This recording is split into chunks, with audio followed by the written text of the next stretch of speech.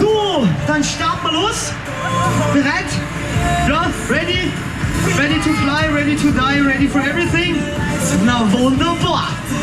Zurück, head back und schön.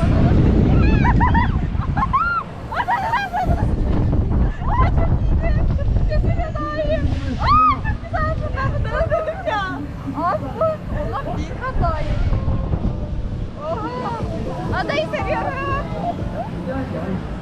Tam bırakacaksın değil mi? Bırakacaksam yavaş indiriyor bu arada. Bayağı yavaş indiriyor. Hava çıkacak.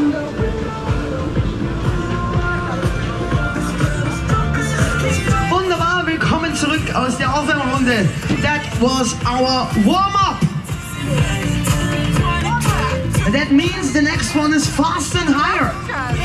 More power, more fun. Exactly full power to the top of the tower. Head back, Kopf zurück. And have a nice flight. Bye bye.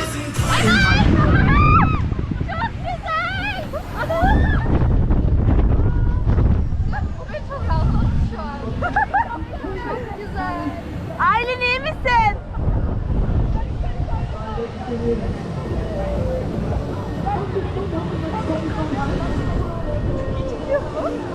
Çok iyi. Ben bunu çok seviyorum. Bir daha çıkacağız mı?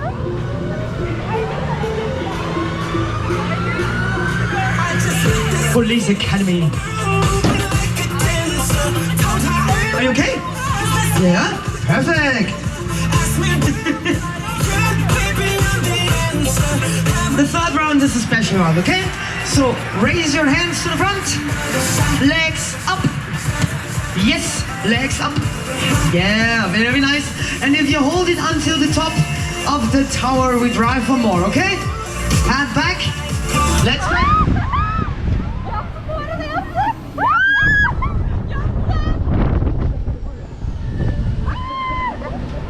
I did it. I did it Diana. Şöyle kırıyor.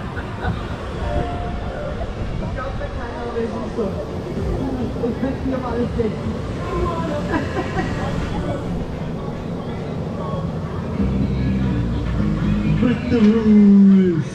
I did it. Hoppa! Great job! One more for you as a reward. Yes! Blow my mind. You earned one round more. Tamam. Never stop, it's how we ride. Coming up until we die. You catch my Okay, Scott. Head back, Kopf zurück. you wanna fly. And see you later. Abi bu arada ben bayağı duyuyor.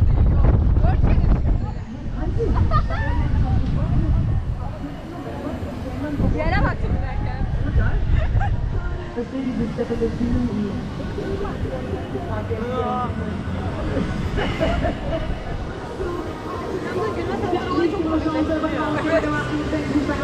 Onu çok sevdim.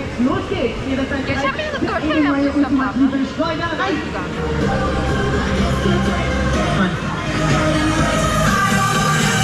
Very nice. Congratulations, you're still alive. Thank you very much. Have a nice